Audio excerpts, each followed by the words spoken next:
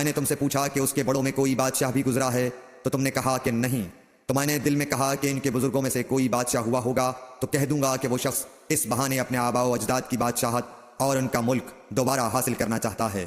اور میں نے تم سے پوچھا کہ اس بات کے کہنے یعنی پیغمبری کا دعویٰ کرنے سے پہلے تم نے کبھی اس کو دروغ گوئی کا الزام لگایا ہے؟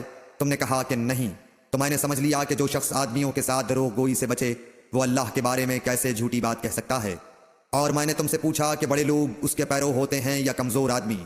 تم نے کہا کمزوروں نے اس کی اتباع کی ہے۔ تو دراصل یہی لوگ پیغمبروں کے متبعین ہوتے ہیں۔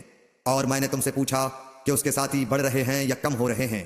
تم نے کہا کہ وہ بڑھ رہے ہیں، اور ایمان کی کیفیت یہی ہوتی ہے حتیٰ کہ وہ کامل ہو جاتا ہے۔ اور میں نے تم سے پوچھا کہ آیا کوئی شخص اس کے دین سے ناخوش ہو کر مرتد بھی ہو جاتا ہے؟ تم نے کہا نہیں۔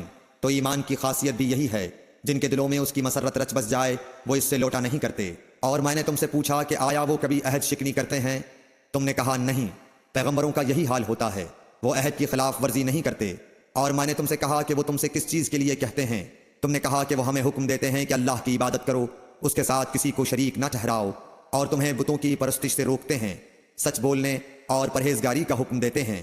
لہٰذا اگر یہ باتیں جو تم کہہ رہے ہو سچ ہیں تو ان قریب وہ اس جگہ کا مالک ہو جائے گا کہ جہاں میرے یہ دونوں پاؤں ہیں۔ مجھے معلوم تھا کہ وہ پیغمبر آنے والا ہے، مگر مجھے یہ معلوم نہیں تھا کہ وہ تمہارے اندر ہوگا۔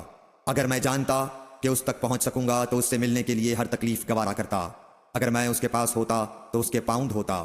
ہرقل نے رسول اللہ صلی اللہ علیہ وسلم کا وہ خط منگایا جو آپ نے وحیہ کلبی رضی اللہ تعالیٰ عنہ کے ذریعے حاکم بصرہ کے پاس بھیجا تھا، اور اس نے وہ ہرقل کے پاس بھیج دیا تھا۔ پھر اس کو پڑھا تو اس میں لکھا تھا، اللہ کے نام کے ساتھ جو نہایت مہربان اور رحم والا ہے۔ اللہ کے بندے اور اس کے پیغمبر محمد صلی اللہ علیہ وسلم کی طرف سے یہ خط ہے شاہ روم کے لیے۔ اس شخص پر سلام ہو جو ہدایت کی پیروی کرے۔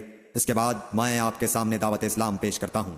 اگر آپ اسلام لے آئیں گے تو دین و دنیا میں سلامتی نصیب ہوگی، اللہ آپ کو دوہرا ثواب دے گا، اور اگر آپ میری دعوت سے روگردانی کریں گے تو آپ کی رعایا کا گناہ بھی آپ ہی پر ہوگا۔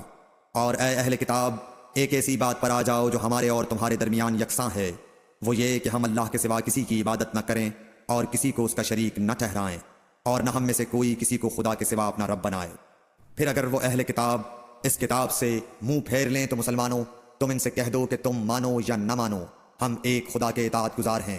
ابو سفیان کہتے ہیں جب ہرقل نے جو کچھ کہنا تھا کہہ دیا اور خط پڑھ کر فارغ ہوا تو اس کے ارد گرد بہت شور و غوغا ہوا، بہت سی آوازیں اٹھیں اور ہمیں باہر نکال دیا گیا۔